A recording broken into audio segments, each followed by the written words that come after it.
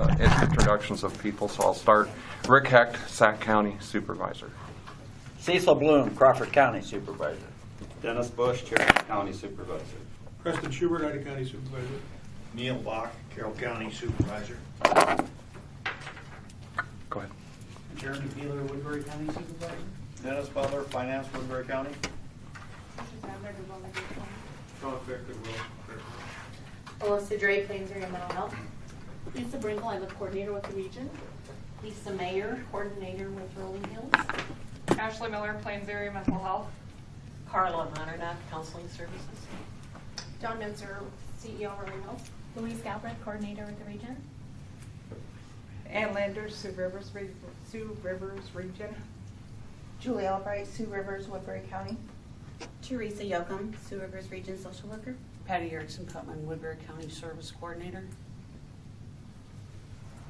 Karen Waltzheimer, ISTAR coordinator for Rolling Hills. Zacharina Winker, everyone calls me Zach. I'm a director of nursing at Stewart Memorial in Lake City. Sandy Finkel, Genesis Development. Diana Osman, Ida Services Inc. in Battle Creek. Shannon Averill, family representative. Teresa Magnuson, Crossroads, Western Iowa. Sheila Martin, Siouxland Mental Health. Kim Kelleher, Plains Area Mental Health. Lisa Meyer, Western Industries. Jen Daniel, New Hope in Carroll. Kaylee Nelson, New Hope. Deidre Brown, West Go Denison. Scott Jacobs, Calhoun County Supervisor. Paul Martin, Buena Vista County Supervisor. Thank you. A lot of new faces today, so we'll hopefully get to know everyone. The minutes were sent out. I would entertain a motion to approve or amend. I just have one thing that needs to consider in the minutes based on our last meeting pertaining to the vehicle for the advocate. You, Susan, had made a motion to provide a token amount to provide the car to the region for $500 to Buena Vista. It was seconded and approved. Found out after the meeting that Jan said because it's county property that the region cannot make a payment, or the county cannot make a payment towards it, so it was transferred to the region. But it's stated in the minutes otherwise, so it probably needs to be corrected. Well, I don't think so. I mean, we can address that today, but that's what was It was recorded. the action that was taken, Yeah, so it I think- probably needs to be addressed in some fashion. Yeah, but as far as the minutes, I don't think we want to. More in addition to the agenda. Okay. Yeah. We'll do it there. I'm still waiting for that token amount. Yeah. Didn't sound like you're going to get it. Guess not. Sorry, Paul. Yeah, I'm sure you are. You really tried, right? Yeah, I did. I would entertain a motion to address minutes. So moved. Is there a second? I'll second. Any further discussion? Hearing none, I'll call for the question. All in favor indicate by saying aye. Aye. Opposed? Motion carries. I guess I would now like to amend the agenda to include the discussion of the car. You okay with that, Don? Yes. Put that as C under That'd be 6. what, 7E? Wherever you want to put it. Old 6C. business. Or Business? Yeah, old business. Old business, we'll put it 6C. 6C. I'll move to approve the agenda with that addition. I'll second it. Motion's been made and seconded. Any further discussion? Anything else on there, Dawn? The agenda's been okay, thanks. Okay, we'll move forward. All in favor indicate by saying aye. Aye. Aye. Opposed? Motion carries. We always have a specified place for people to speak from the public. Would anyone like to do that today?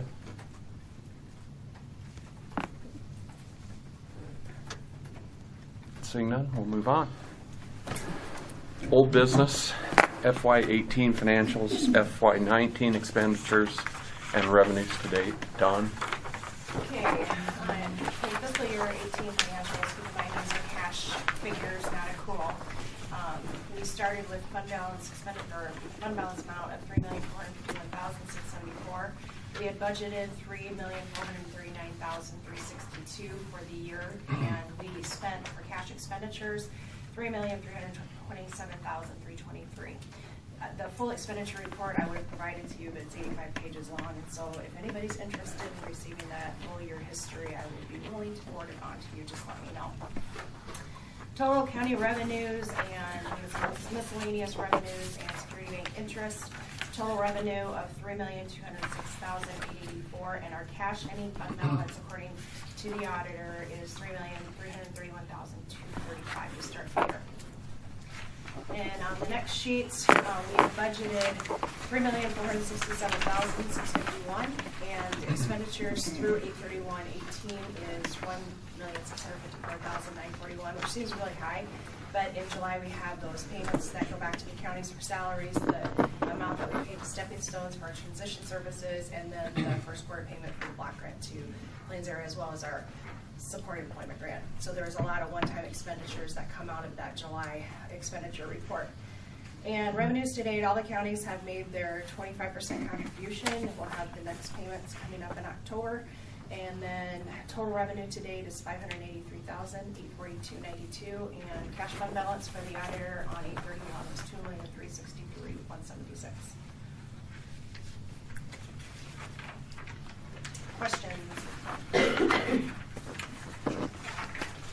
On the 18, was there any big payments, for example, that were made at the end of the year, that were made at the beginning of the year, the following to the end of the, that would distort this, or is That could be, no, I mean, nothing Nothing large like our block grants, no.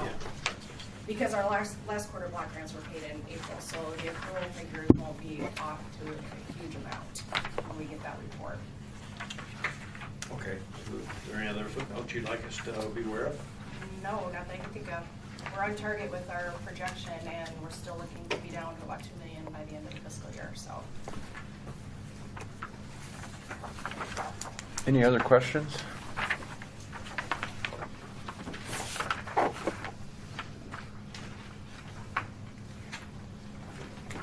Do you want to take action on Are we just- receiving these, or it's just an update?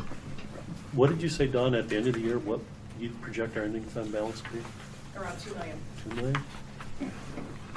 Because we're trying to get down to that 25% level, so that's why we adjusted our levy down to the 24, and so we're using our reserve balance up. And hopefully that can be addressed this legislative session. Which we had hoped it would have been last legislative session. Just as a side note to that, I had a meeting down in Manning last week, and Senator Stengel was there, and he actually addressed the letter he received from Rick Hecht last December. So I left it out in my car, but he still had that letter, so it made an impact. Good. And he is on the committee. So, and I kind of reiterated that message a couple of times before we ended that day. So he's fully aware that this 20 and 25% isn't going to work. I had talked to him once since that time and felt like he understood. Doesn't mean the balance of the legislature does, but Right. He's in a good position in the legislature to make a change too. Yes, he is. And I think all of the representatives that were appointed to that have pretty extensive knowledge because of the subcommittees they served on in the past of mental health. So hopefully we can make some kind of an impact there to get that eliminated. That was also one of the points the commission made a fairly strong recommendation to the legislature that get changed. Good. We need to keep hearing that message. okay. I would entertain a motion to accept the financials. So moved. Is there a second? I'll second. Motion's been made and seconded. Any further discussion? Call for the question. All in favor indicate by saying aye. Opposed, nay. Aye. Aye. Opposed? Motion carries. Next bullet point, integrated telepsych update. Well, we are on 1 year into our contract with ITP, and so I thought it was timely to have Jay Ricky provide us an update. He wasn't able to be here, so I asked him for an aggregate report throughout the past year of the services that have been provided within our hospitals and our jails. And we have 6 of 8 of our hospitals live with ITP. The Buena Vista Regional Medical Center and St. Anthony's have not been in favor of ITP because of their own resources that they have. BVRMC is, they use Insight telepsychiatry, so they are going to continue with that. And then St. Anthony's has their own doctors right on staff, so I don't know if that's going to go anywhere. But in total, he sent me the stats month by month per hospital, and there were 130 evaluations within the emergency rooms. And then the next chart shows what hospitals were accessing Crawford County Memorial. They're using it extensively because now that they have this resource available to them, if there's any question as far as if the person has a psychiatric or mental health need, they're going to refer, just like they would refer to any other specialist, like an orthopedist. They're just going to utilize that service. So they've really used it quite extensively. The next chart shows the time of day that the calls came in and the initial call to the time that it took to get the person placed. And then the last page shows the age range of the people that called, and I really thought that what you would want to know is what was the disposition of these cases. So I spent some time yesterday pulling all of the reports and the billings that we have received, and if you refer to this next sheet I pulled together, which was sent out later last evening. You grab one? It's the next sheet in your packet. Oh, I left mine up here. Sorry. I wanted to know what the outcomes were and where people were placed. If you recall back to when we decided to contract with the ITP, I specifically recall that we had asked if they were going to be able to refer to our crisis home, and they assured us that they would be doing that, and that all of their providers would know of that as a resource within our region. And then also, I wanted to know how many people were placed inpatient. And so this next sheet kind of tells the story of there were 81 out of those 130 evaluations that were placed inpatient. 35 of those were recommended to be released with outpatient follow-up. 2 were sent to nursing facilities. 1 was admitted to a medical floor. 8 were discharged to home, and only 2 were sent to Turning Point. So to me, this really shows the utilization of it, and I think that, in my mind, we were using this as a resource to really refer to our crisis home to get our numbers up, as well as to keep people out of the ER that didn't need to be there or sent to a higher level of care, requiring our sheriff's departments to drive across the state. And when I was looking at this, I don't think that those outcomes have been achieved for us, and I'm going to be following up with conversation with Jay. I just did this late yesterday, so I didn't get a chance to follow up with him. It concerns me. You know, we are, in total, we spent for the ER evaluations $52,802, and then for the mental health services in the jails it was $4,960. So that's a lot of money for the region to be paying out for these evaluations when we're not getting those outcomes in return, as which we agreed upon with ITP when we signed the contract, because they really sold us on the fact that they were going to prevent these transports across the state, utilize resources within our regional structure, and I'm not seeing that. So we still have our contract in place. I'm not recommending that we just decided to revoke our contract, but I think this does raise some serious concern that we need to have a follow-up conversation with them on. I talked to Zach earlier to see how things are going with their hospital, and you said that things are going fine with the service. But, it's a benefit to the hospitals, but I believe it should have some benefit for the region as well if we're going to be paying for the service. But I've heard mixed thoughts about ITP from our providers. Crawford County Memorial Hospital earlier this summer had some significant concerns of the amount of time it took to get them placed. They were to the point of thinking it wasn't even worth using them, although the numbers show that they continue to. But I know that their doctors were feeling like it was quicker to get someone placed when they just did it themselves. So I really just think it warrants a discussion with ITP to say, this is how we contracted with you. These were the pretenses under which we agreed to buy into this, and this is telling a completely different story. So just a concern for me. When's our expiration date on that contract? This is the other thing. There is no expiration date on the contract because we signed it mid-year. And when I talked to Jay about amending our contract, we had to amend for the increased rate that they requested a couple of days before the start of the fiscal year, with just the explanation that the other regions are paying us $450, which never really added up in my mind. but we don't have an expiration date on our contract. But I was going to follow this year and then contract with them if we decide to July of 19 with an expiration date. There is a term and termination clause in it, but there is no, like our provider contracts are updated every year. It's not that way because we signed that contract mid-year and there was no expiration. So. I think, this is good data to see, and I'm sure every region is different as to what percentage of deflection that you might get, but this really isn't to the level that we had hoped that we would get, not even close. Well, exactly. You said that it's just automatic inpatient. So my experience, it's funny that we're meeting today because I had a medical staff meeting with all my providers this morning. They did voice some concerns with ITP because they're requiring all lab values to be back before they would even consider an evaluation for the psychiatrist to review the information, which I understand they probably need their UDS, their urine drug screen, or maybe a basic panel to make sure there's nothing medically going wrong with the patient, and that could be causing a change in their behavior or, anything like that. But they're asking for things like a TSH, which is a thyroid level, and if they're experiencing thyroid issues, to make them crazy. That was a bad word. To make them experience whatever they're feeling. That's something that can't be fixed with just a medication. I mean, they're going to be experiencing other things that's going to require a higher level of care than what our facilities can do here locally. So I'm going to reach out to, is it Terry Davis? Is that her name? Mm-hmm. And ask for some more information on that per the request of my medical staff.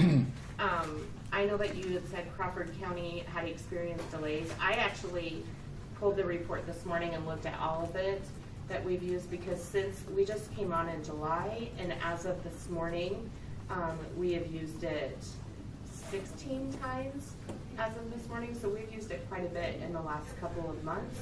I think them placing our patients from the emergency room has gone extremely well.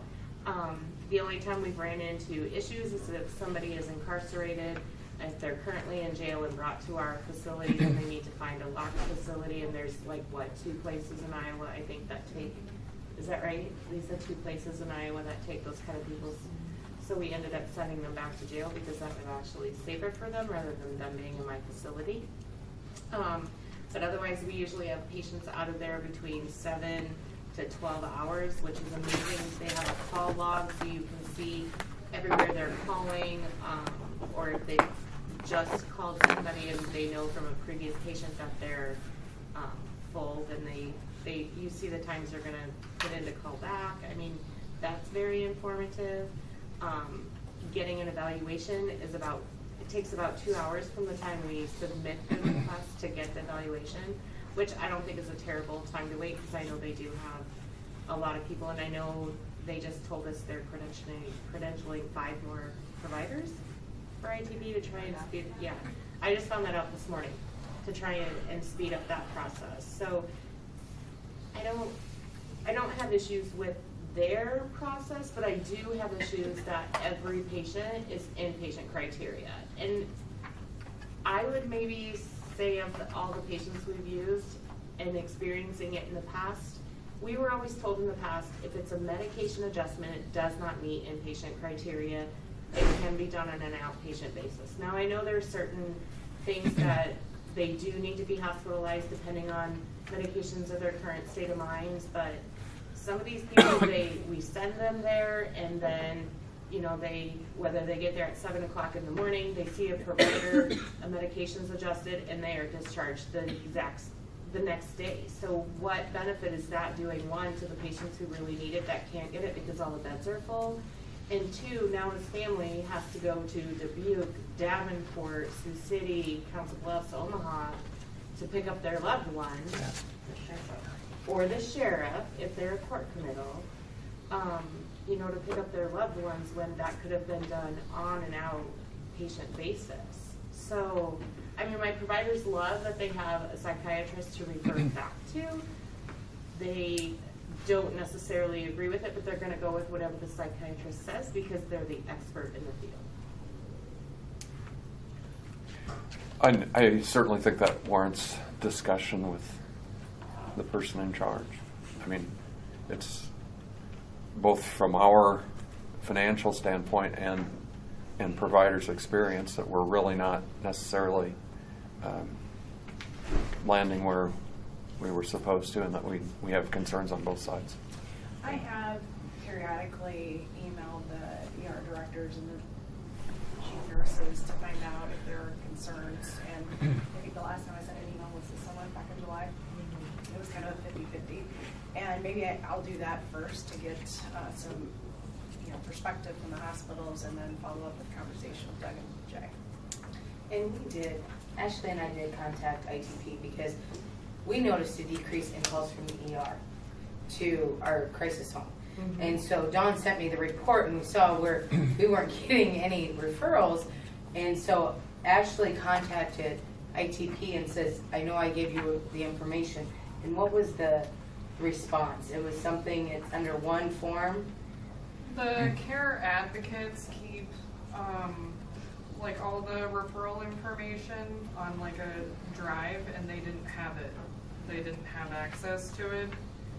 So there was like miscommunication, like I don't remember the name off the top of my head, that emailed me back and said that it was shared with everyone, but the care advocate that I talked to didn't have access to our referral information or our information for the home. And everything, so they were not aware. They're aware of the level of care across the state for crisis stabilization, but they didn't have our information on their network that they use to make referrals, make calls, things like that. And that was just last month in August when a provider from Crawford County called me because they were concerned that their client was still in the ER on their third day and had been referred to us. Don, would you say that looking at these numbers, could it be one or the other, or is there a third? One, the first would be, was we overly optimistic on what we thought the outcomes would be? Or number two, are they suffering growing pains and it'll get better? Or is there a third factor? I think it's both of those. I can't think of anything else that it would be. I think that we were all very eager to contract with them based on the way they showed us their prior results and outcomes. And we were hoping that it would decrease sheriff transports across the state. I think in the month of July, there were 30 calls, and only 5 of them were discharged to outpatient. The rest were all inpatient. Ottumwa, Dubuque, Council Bluffs, I mean, all over the state, St. Louis, Cedar Rapids, Spencer. So What is acceptable? we were hoping for at least a 50-50 deflection rate, and if I recall correctly, I think they sold it on a 75. They did. That stuck with me. It was we were their data indicated it was about 75% deflection, and that's about opposite. And, as Ashley said, their information wasn't in their queue to look for a turning point crisis home within the region. I understand that, but we got to get it turned around. I mean, they should have had that information, because I remember asking Jay if they do refer to crisis stabilization services, and they said they did. And Ashley met with them. Mm-hmm. Yeah, I actually had a meeting with them. They met with the, yeah. Mm-hmm. But then, as far as your question about growing pains, I do believe that they have grown exponentially in a short amount of time, and they were having some education and training issues with their patient advocates that needed to happen, because I did express Crawford County's concerns, as well as some concerns brought to me by Loring Hospital, to Jay Rickey, and he did admit that they grew very, very fast, and it's just a matter of training their staff effectively. Thank you. Any other questions or discussion about the ITP update? We'll move on we added our amended line item about the car discussion. That's the next bullet point. I already told you what needs to happen. The token can't go. We have to do it formally. You want to speak about that, Paul, as to what you were told? Well, just kind of what we all heard here, that, and our board agreed too, that that's fine. It was purchased through, not from county funds, but it was, well, it was, Fund 10, probably. yeah, and that we shouldn't be, it wouldn't be right that we charged or sold the car and received benefit from it. So we agreed with that and made and I think the car's in her possession now, is Right, and it sounds like needs some new tie rods. That would be, explain that today. noise. I couldn't really describe when I met with the beauty board. I didn't want to make the noise, and it's one of those things. Tie rods, that's a problem. Well, if you'd made the noise, I could have told you it was tie rods. I should have given that. It's tie rods, so those are going to be replaced. Yeah, it's going to just Okay. need the upkeep, so you'll be seeing a bill for that. Thank you to BV Well, for providing it. just- I appreciate it. so that should be transferred over. It is, she's got it, yep. The title, everything's been transferred, the Yes, all license. taken care of. And you've insured it? Okay. All right, thank you. Okay. Move on to new business. First being House File 2456, Crisis Services Update. Okay, there's 7 services that our regions are expected to have within the region, either by contract with another region or established within the region, which would be your certified acute treatment, subacute services, crisis stabilization residential, crisis stabilization community-based, and access center, mobile crisis, and the intensive residential service homes. And since the middle of May, I've been meeting with, it started as 3 regions collaborating together, Sea Rivers, Rolling Hills, and Northwest Iowa Care Connections, and then later Heart of Iowa came on board with us, and Southwest Iowa MHDS region. So we've had a couple of meetings over the summer. We've got our next one scheduled at the middle of October, and we all know, I mean, if there's one thing we agree on, we can't do all of this on our own, and number one, these services are very expensive, and we're going to need each other to be able to invest in these services. And the other thing we agree upon is that we're not going to jump in with all fours and do all of these services in 3 years together and then not have the numbers and the need for these services. So I was glad that we all agreed to that. We decided, because it's really challenging to jump in and do all of this at one time, you really need to prioritize and set a path. So the one thing that, if you recall, back in June, I met with Cherokee Mental Health, the superintendent there, and some of the staff, and the one thing they recommended was to start with the intensive residential homes, so that they have places to, and the capacity to place people out in the community and receive that extra specialty support that they need. So our group has developed a survey. It went out to all the providers within our 5 regions, and out of 14 responses that we received, we only had I believe it was 5 that were possibly interested. And the next step in that was we expanded the survey to those 5 providers that expressed interest to see if they would meet the criteria to provide the service going forward. And so we didn't have anybody that was willing within our region except for Genesis, and Douglas County is Heart of Iowa. So I didn't have to send any out. And those survey results will be compiled and back before our next meeting. So we're moving forward in this direction together, but it's going to be slow because we want to make sure we can do this financially. As you were saying that, I was hoping that you would prioritize. And can you talk about the first 3 or 4 in prioritization? Yes, we already have the crisis stabilization residential. The community base, I think, is going to be a little bit of a challenge because it involves going out into a person's home and stabilizing that person in the community. So I think all the providers are going to be a little hesitant on that one. But the other 2 that we are prioritizing is intensive residential service homes and then mobile crisis. And Melissa has been kind of ramping up her efforts on that. And I'm going to let you talk about mobile crisis and some of the things that we're thinking about. About a week and a half ago, Dawn and I met with Heart of Iowa Region, Darcy Alt, as well as one of her sheriff's deputies to discuss how mobile response is done in that area. I had met with the Southwest Iowa Region, and they use a lot of tablets. I was kind of concerned. I know we talked about that before, but our internet connections around here and whether we're able to serve the law enforcement as well as our people in a capacity that needs to be done. So I met with Heart of Iowa. They recommended face-to-face. And in meeting with them, they kind of squashed some of our initial thoughts on how it was going to be done. We thought we had to have therapists, and so we're like, oh my gosh, stage therapists to go out in the middle of the night, is this going to be possible?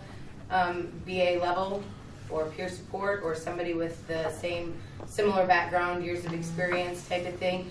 So with that thought, Dawn and I and Kim have met, and we're going to currently set up a program plan as well as a budget on what a mobile response unit in this region would look like.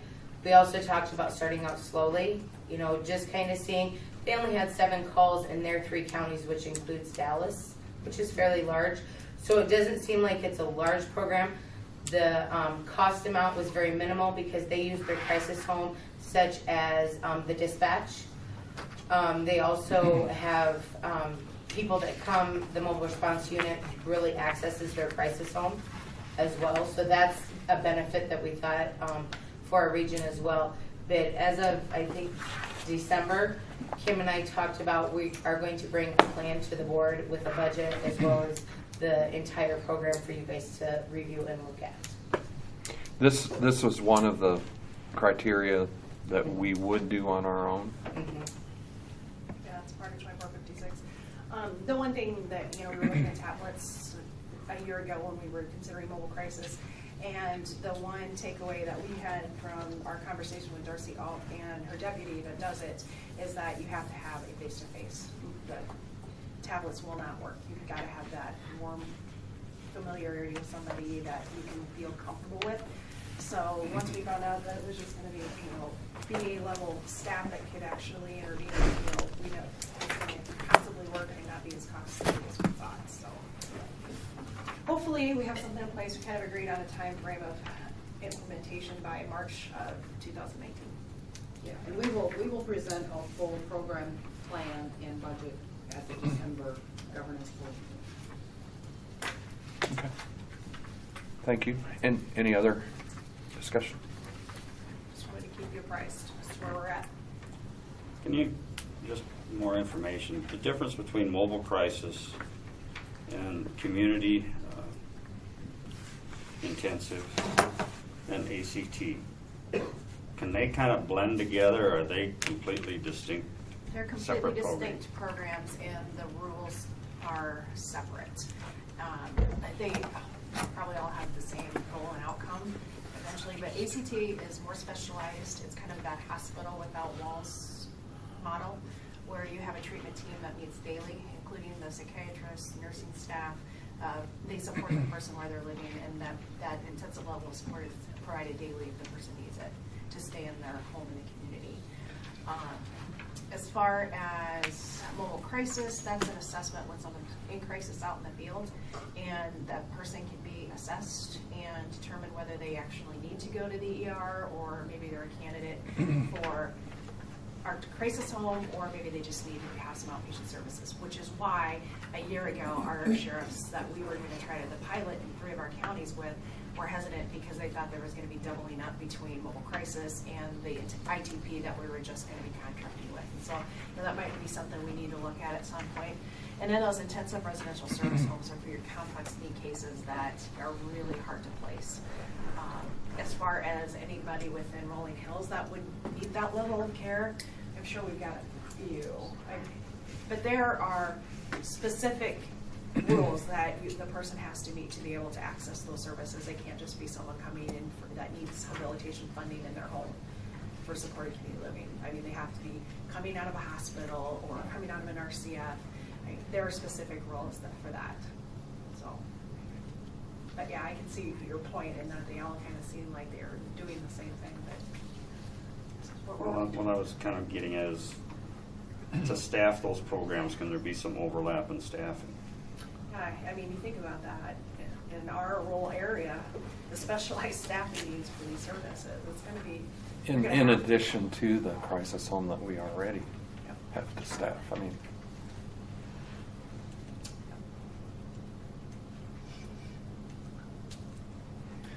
any other questions? We'll move on. Response from DHS regarding August 1 Governance Board inquiries. Dawn. Okay, I sent you all a copy of this RFI. It was submitted by Jan to Maria Bentron Schrock that responded. She's a policy advisor with DHS. In reference to the questions that the board had at the August 1st meeting. I'm just going to go through these and kind of summarize what the responses were. But the first question was, the county is assigned to do the mental health and disability services region by the Department of Human Services, and the region does not want to accept the assigned county as their appeal process. And they said, yes, the county, or the region and the counties have the right to appeal, consistent with the Appeals and Hearings Administrative Code.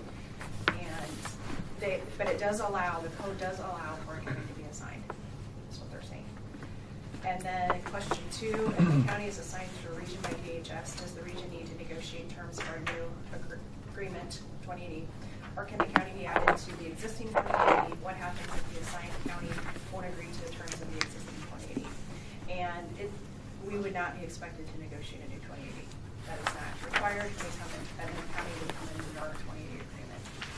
And then the other question is, if the county assigned to a region by DHS does not have adequate funds to cover the expenses of the county, can the county be required to levy at a higher rate to achieve equity with the rest of the counties in the region? Can a county that is broke be assigned to a region and therefore become a monetary burden to the region? I'm going to read the answer to this because I think this one's important. The method of determining individual county mental health and disability services levies is outlined in each region's 2080. The regional per capita expenditure target amount remains the same when a new county joins the region. So that means that our per capita does not change at the cap of $42.79. One of the premises of the mental health redesign is that a regional-based system will create equality and consistency in services across the state through the use of shared resources and costs over a large geographic area. So to me, that means that DHS really doesn't hold anything harmless, and that yes, you're supposed to be sharing your resources to be able to meet the needs of the system within your region. That's what I took away from that. Now, do I think that we got definitive answers from DHS? No. I think that you were looking for a more hard answer than what they provided to us. Was, maybe how you felt they were hard answers. I didn't really, but They will work with you. That's all I'm really saying. To what degree, we don't know. Yeah. For the outcome. Any discussion about those inquiries?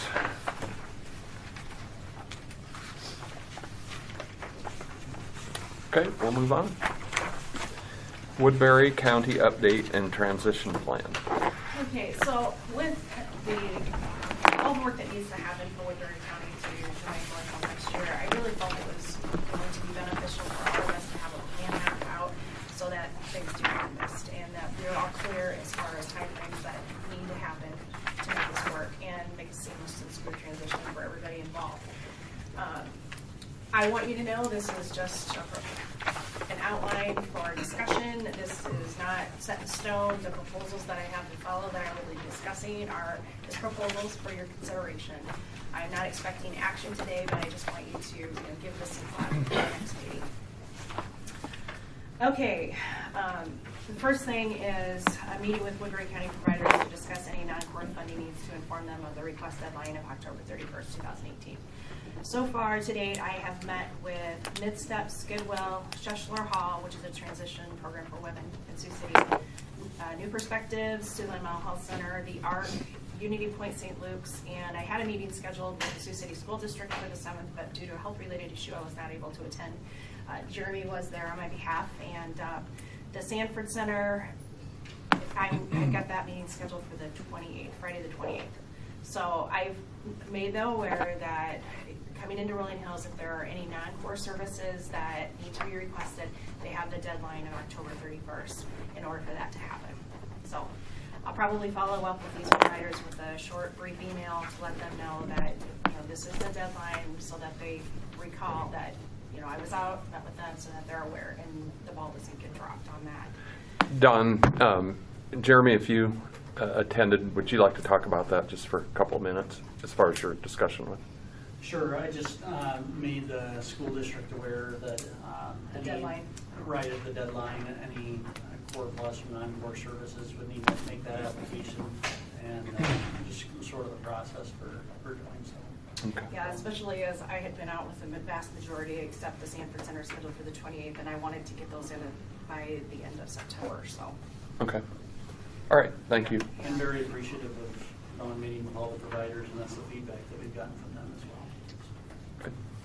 The next thing is governance board, non-board funding request decisions need to be made prior to the budget development. So I extended that out until December 15th. They can have them prior to that. I just thought that would give us enough time when we're only meeting once a month. And then I really think it's important for us to look at appointing a governance board chairman and vice chair for 2019 prior to Rick's departure at the end of the year. And I think with the proximity with Woodbury County coming into our region, we really need to designate a central location for meetings so it's fair for everybody. I would propose probably the Boulders facility. It was a really nice location for everybody. It's not that far from Sioux City, so Scott's gonna have to drive a little further. Get off. And so will Neil. Good luck with that. You're not. Yes, I am. Who's gonna drive further? But are you running a boat? No. No, I didn't think so. So I wasn't worried about you. I'm the one that you complain about the distance. I was gonna say. He's a little city. Are you over Neil, you can drive to Denison and Miles per hour, carpool. yeah. No, over 67 miles. That's how far I gotta get to get here. I'm 66. Oh, so you're gonna like that. Yeah, I do. I really like it. Tell you that. Yeah, I'm sure. Number 4, FY20 budget development, which may include 2 projections, one with Woodbury County and one without. And that will be up to you how you want to proceed with that. The next is FY20 rate negotiations and contract execution with Woodbury County providers should be completed by March 31st, 2019.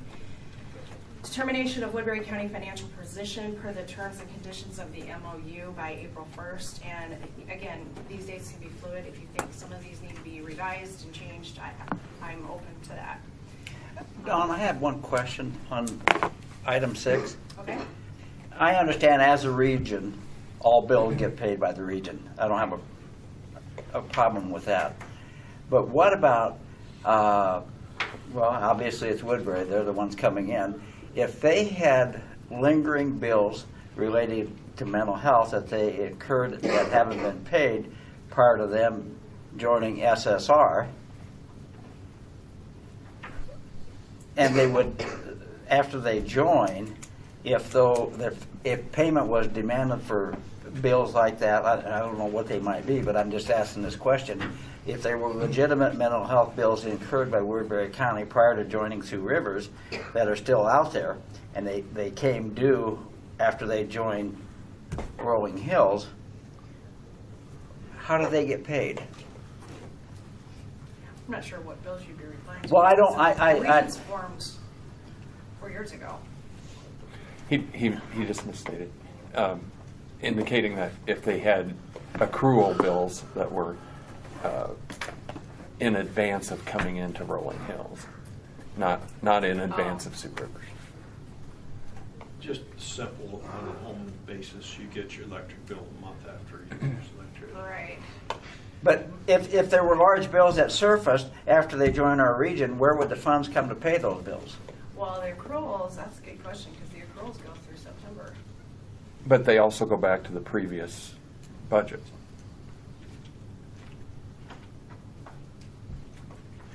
The accruals have to be assumed by the Sioux River. Well, I know we've had great discussion about fund balances when they join, and I guess that I was thinking about that if something would materialize, an unforeseen type of bill or indebtedness that was owed by Woodbury after they join, because once they join, their mental health money is going to be in the region. And I don't think that. Dennis, you want to talk about the accrual part? Yeah, on the accrual part, we just changed fiscal agents up there. Woodbury County did hold back enough money. We estimated what the period 13 would be for audit purposes. We're still in the same region there, but we shifted fiscal agents. Okay, in this case here, where we're shifting regions, when we figure out our ending balance, we take their total budget and assume they're going to spend their total budget. Okay, with that, we take off some money before we transfer over here to cover those expenses, because say we estimate 2 million at the end of June 30th left over. That would take into compensation period 13 because we're assuming they spend their entire budget, which hasn't happened. You know, a lot of regions, they don't spend their entire budget. There's always money left over. So we'd hold that money back for period 13. That wouldn't affect our July 1st balance because we assumed all the budget we spent. So if there's 500,000 left in the budget, instead of 2 million, we have 2,000,005. We keep 500,000 until period 13 is paid, which in our case, we always go July, August, and then any money left over be transferred over to the region here. So when we come to July 1st and estimate a balance, because we're going to have to estimate way before then to even figure out what we're going to pay to meet our obligation coming to you gentlemen in the region, that'll be taken into consideration period 13. So say they do not spend all their budget, there'll be more money flowing over. So if we say they're going to spend 5 million, you only spend 4 million, the balance will be 2 million plus the million, because if they don't spend it, it'd come over. So it's a tough call right there, but we're just assuming they spend 100% of the budget when we figure out balances. And Dawn and I, we did separate calculations. We came very, very close. So period 13 would be covered through the whole budget.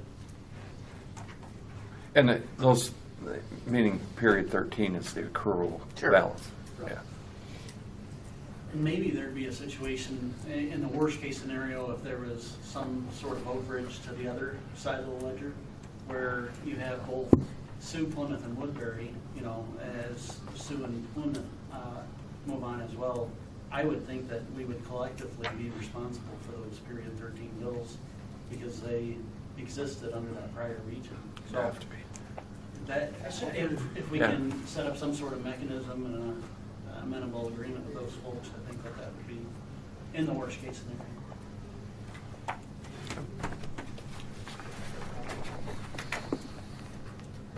Okay, the annual services and budget plan is due to the state by April 1st, and then assisting the governance board in assessment of staffing needs for Woodbury County and then direct the hiring process by April 30th, and then identification of claims volume and determination of Rolling Hills staffing needs for data entry and fiscal agent implications because they have a very high claim volume, and that remains to be seen how that would all be handled, but I do think it needs to be under the county that has the fiscal agent. That's my recommendation.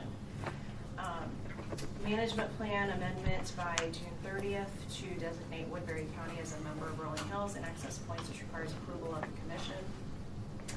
And then funding determination and notices of decision to individuals needing region funding as reviewed prior to FY20.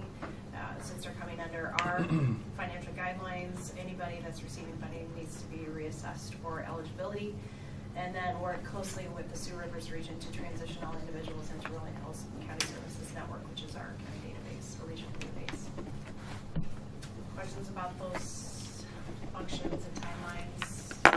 Anything need to be changed at first glance? Okay, and then I just wanted to let you know, in addition to that, you know, we have this chart with us that I mentioned earlier with the 2456 services, which is going to be very time consuming in and of itself, as well as taking on Woodbury County. So in order to make this happen very smoothly, I'm giving 3 options to move forward. You can scrap all of them if you choose to, or you can give me other options. I just feel it's really important for you to have something to consider. My first proposal is by January 1st, hire a consultant to provide strategic planning for our providers in terms of the House Bill 2456 services. And then projected consultation could be provided for 3 months with a reevaluation of the continued need at that time. And then depending on the selected consultant, position could evolve into a site supervisor position for the Woodbury County office to decide counties by April 1st.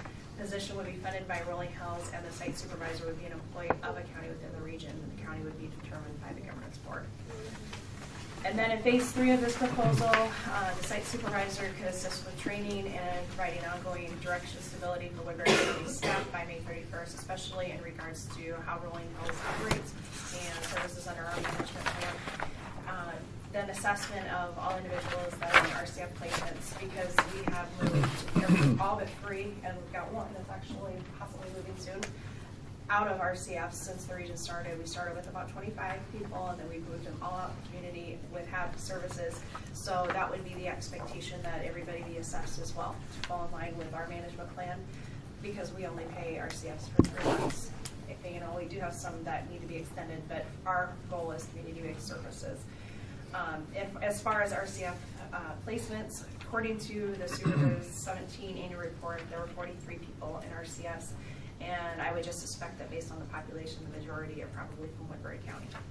And then that, as I mentioned earlier, eligibility review of all persons receiving outpatient funding, so that they fall under the eligibility of our management plan. The second proposal is to not hire a consultant and reinstate the regional coalition that we had in place up until about a year ago, when all the regions were required to do that community service plan, which really kind of took the place of our regional coalition. And we've had a couple coalition meetings this year, and they have been really low attendance. So we decided at our last advisory board meeting to discontinue the coalition for a time period until we got the crisis rules, which are up for public comment now. Or excuse me, the comment period's been closed, but now they're going to be noticed. So we do have the rules that the commission has to. Have you taken action? Okay. And we won't yet tomorrow either, so it'll be October before we take action. Okay. And we felt that it was really important to wait until we have those rules in order to bring the coalition back together. And so we could use the coalition to assess the broader range need for long term.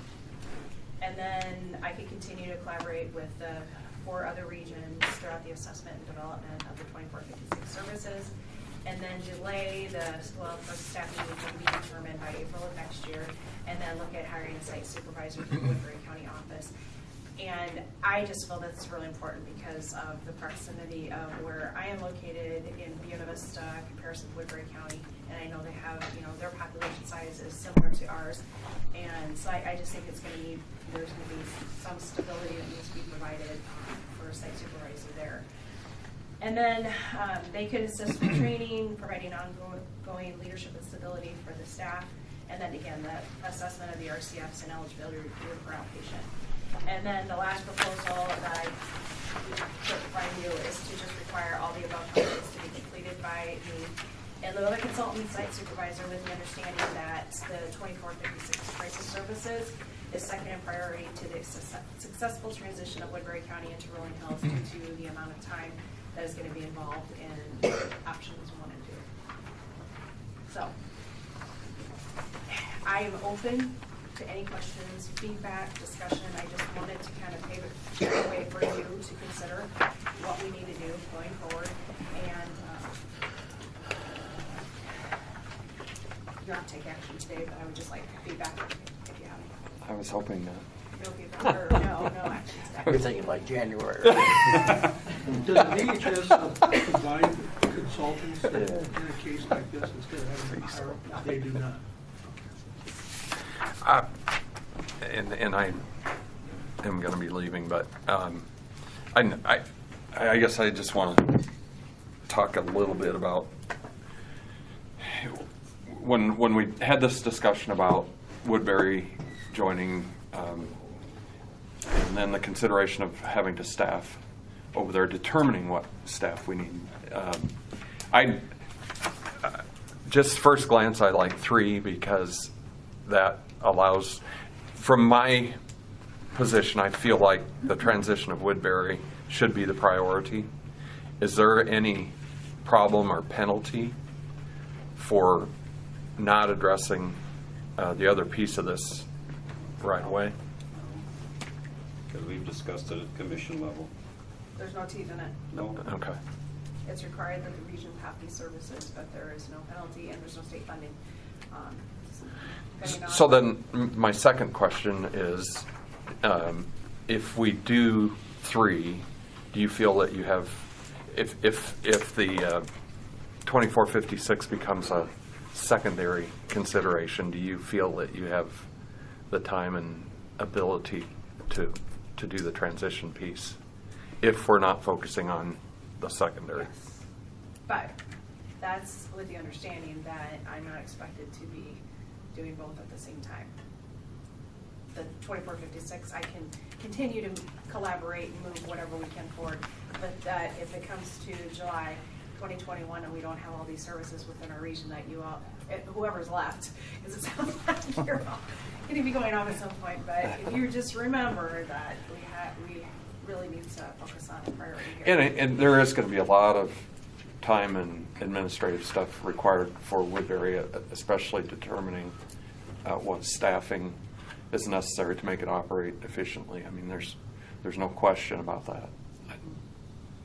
But at the same time, a lot of these things required by 2456 really, from my perspective, aren't a number one priority. There's a lot of development that needs to be done, just like we've done all these years, trying to prioritize and determine what you can sustain. To me, that's pretty gray out there right now. There seems to me a lot of overlap in these things, and for about 3 of the first 4, I feel like we're addressing a majority of the consideration with the crisis home.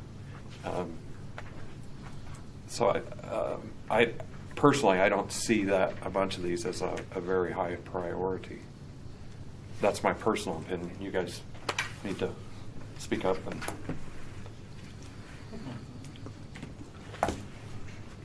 Well, I like proposal, the option 3, just because of the continuity. You've been involved with it up to this point and done a lot of the preliminary footwork to kind of get at least a general idea of where things need to head. And I think that would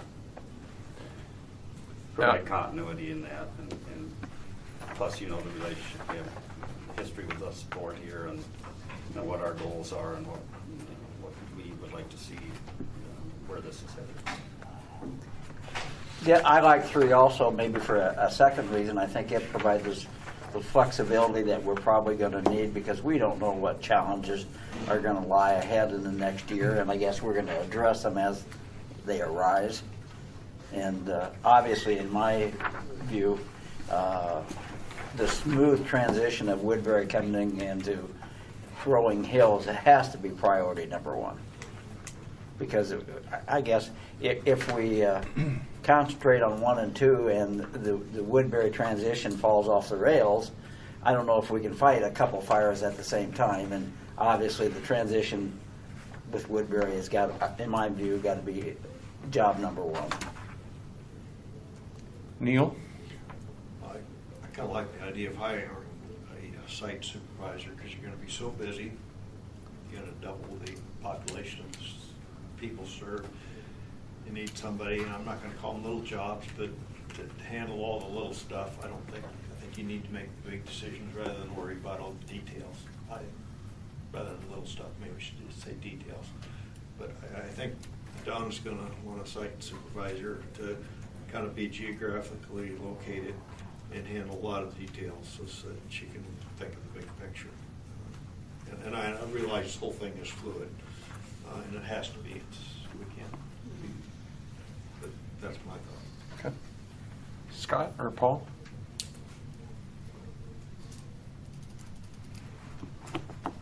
I guess if I look at option 1 with the site supervisor, you definitely would have to have somebody that you really can trust. Otherwise, to me, you're going to be spending as much time overseeing them and watching what they're doing as you would as if you took option 3. So it just depends upon if you could find the right individual for that, because like they say, I think it's very important with this transition that we get it done right. Well, I have to agree with Scott on that, but I think we can marry that proposal 3 and the proposal 1, where you have that site.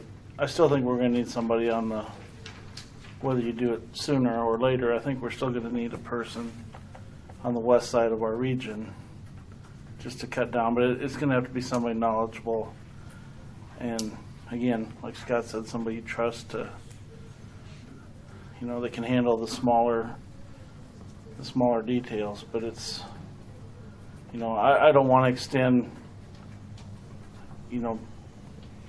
we can talk to the gals we already have too, but I don't think we want to, we went into this saying that we weren't going to add to their duties or put this all on them, and I sure don't want to backstep on that. I guess I would ask the Woodbury representatives what, just for your opinion about what you might feel is necessary.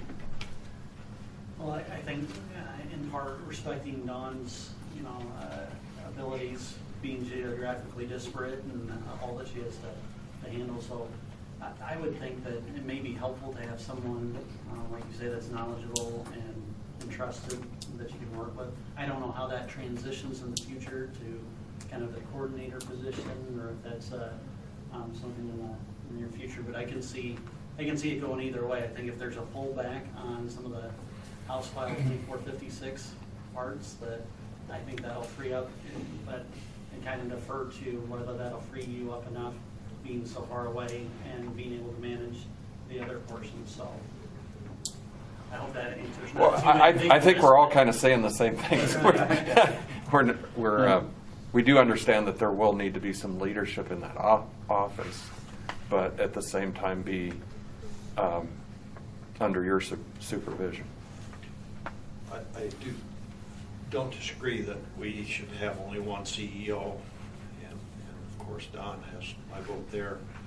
But I want the wheels to keep turning when you're not around or on vacation or whatever, gone for any reason. And so that I think maybe a site or a co-manager or somebody under your hiring process, and it has to be the right person to do it. Don, do you think that you can do option 3 up until that April 1st, where you go to option 1, then go to phase 2? Where you hire the site person then?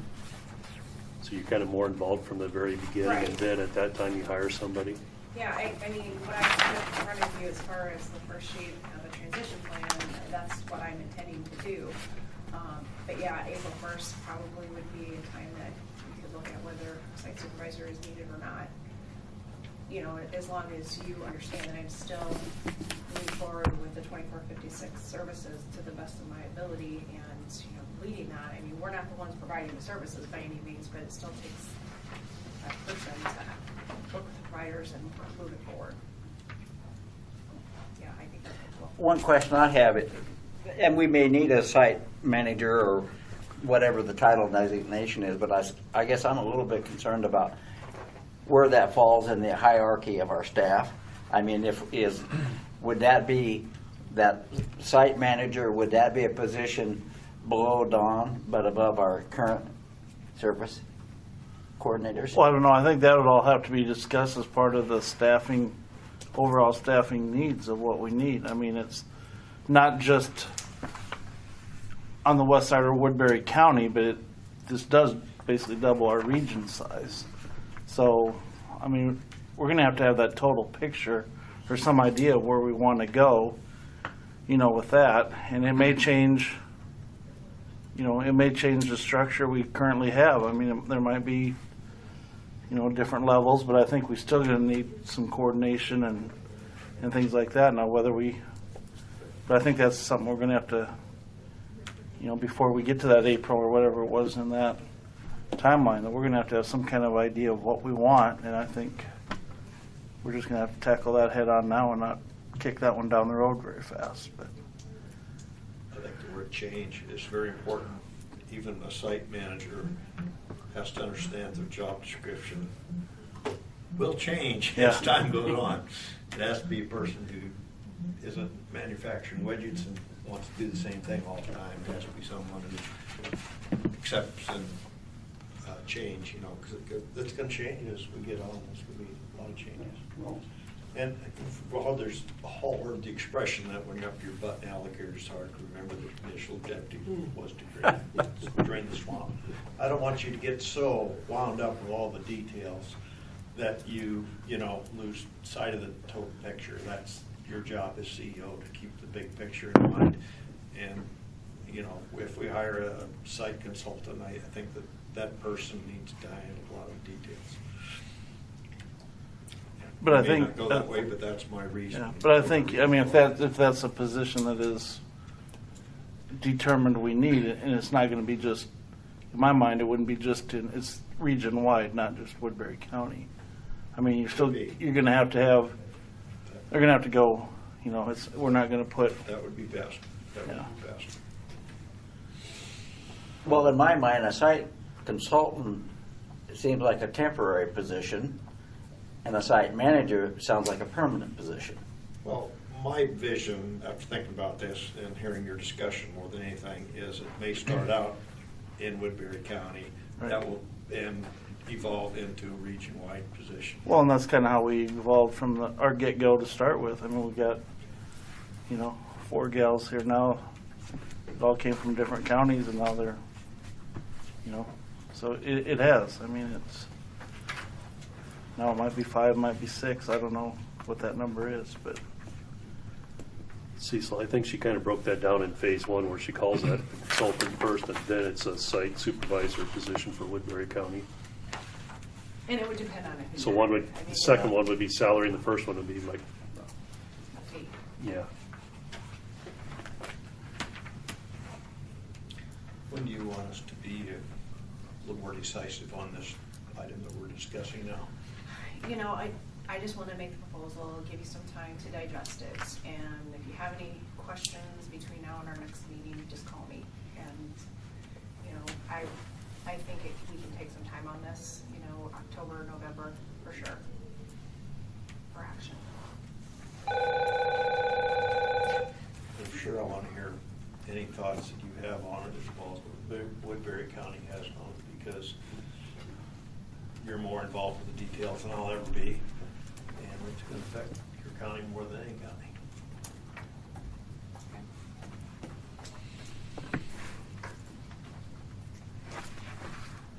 Any further discussion?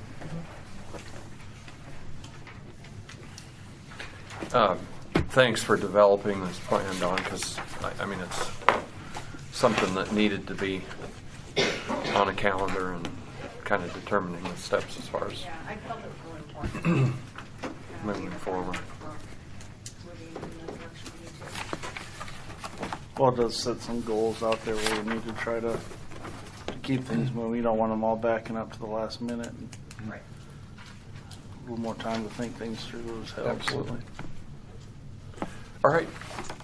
Last bullet point is legislative forum discussion. Well, last year, we tried to have our legislative forum in December, and we only had a few legislators that could attend that day, so we ended up sending that position paper that Mark Segelberg still had. Thought we should, if we're gonna start looking at scheduling something, we should discuss it today. If you want to proceed with a legislative forum with our area legislators, we should probably get something scheduled. I know with Mark being on that study committee, it probably would be really good for us to try to hold a forum, you know, sometime this fall before they get back in session, so that we could have that message one more time. I was very confident in visiting with him that he understood our need.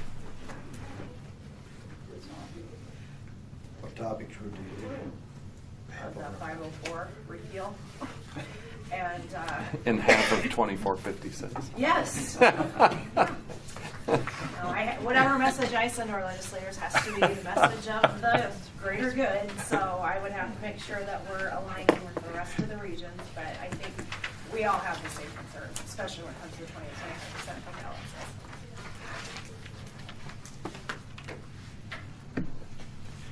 I felt like it was useful in the past. I mean, because quite frankly, a lot of folks don't know the details, and if you can explain what's happening locally, it helps. I think it has made a difference over the years.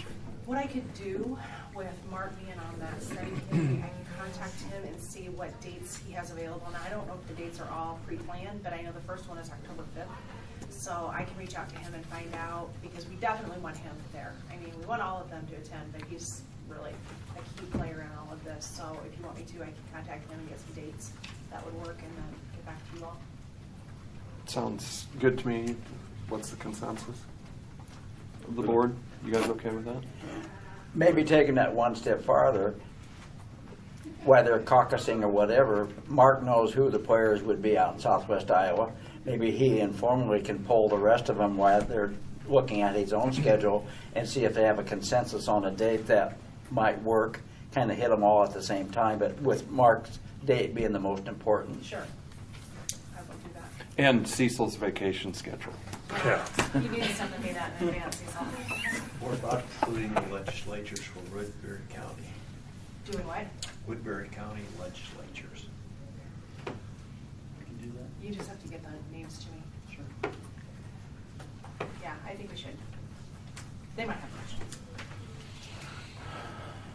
Okay, any further discussion on that? We just have tentative meeting date of October 24th.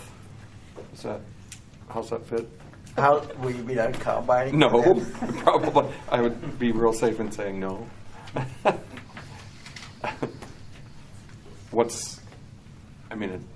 I'll be here whenever it is, but it's just, what's the thought of anybody else? Works for me. How about you guys? I'm fine. Okay. Tentative time? 2 o'clock here? Is that good? Yeah, I'm assuming we can use this again. I'll check with Pat. Okay. Oh, yeah, she's here. Sorry, is that gonna work? Yeah. Okay, thanks, Pat. I don't know, they'll be in charge. You're so quiet back there. All right, I think we're completed. Any other thoughts? I would entertain a motion to adjourn. So moved. Is there a second? Sure. Motion's been made and seconded to adjourn. All in favor indicate by saying aye. Aye. We're adjourned. Thanks, everyone. If anyone would like to know, the ribbon cutting is Highway 20 is going to be